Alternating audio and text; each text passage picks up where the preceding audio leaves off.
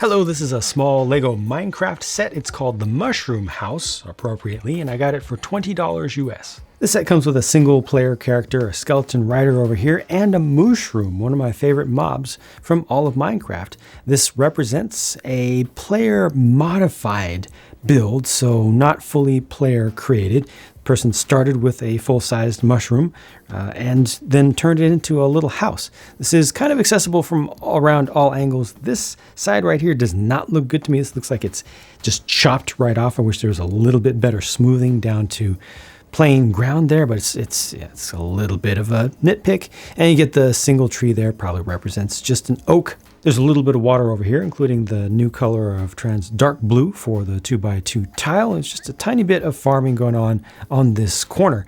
Notice that they use the new 1x1 by 2/3 bricks to form a little bit of fence post there to act as stilts, and there is a little bit of access underneath via the ladder that actually goes straight up inside. That's access for the minifigure who has to really crawl under there, but you kind of get what they're going for. Spoiler alert, there's nothing inside of here.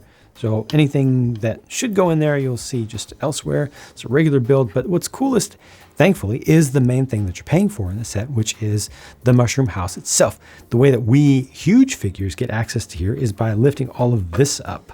So all of this comes off as a single sub-assembly here, and inside, well, it's not that impressive, but you know what? It makes sense. There's a crafting table and a bed, and that's it.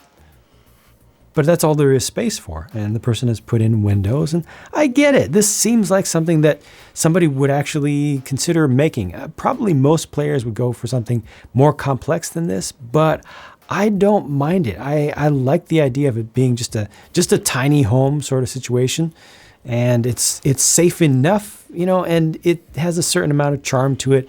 Overall, I like the design of this. I like the concept of it.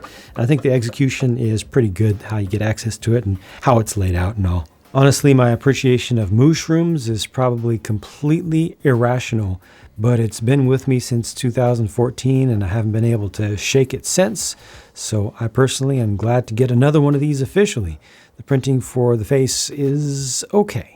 Skeleton Rider is very similar to the build that they've done, well, since the very first minifig scaled Minecraft sets, and this Skelly just comes with an enchanted helmet that you could potentially steal off of it. And if you want to convert this over to just a regular spider, you can simply pull off this, there we go, on the back, maybe leave that 1x2 plate underneath, but this just becomes a very flat spider now. Now you can still have the legs up, and this articulates a little bit to make it angle up or forward. Like, see, that's a perfect look right there. That's good. Other than the skeleton, the only minifigure here is Alex, and have we gotten too many Alexes already from different sets?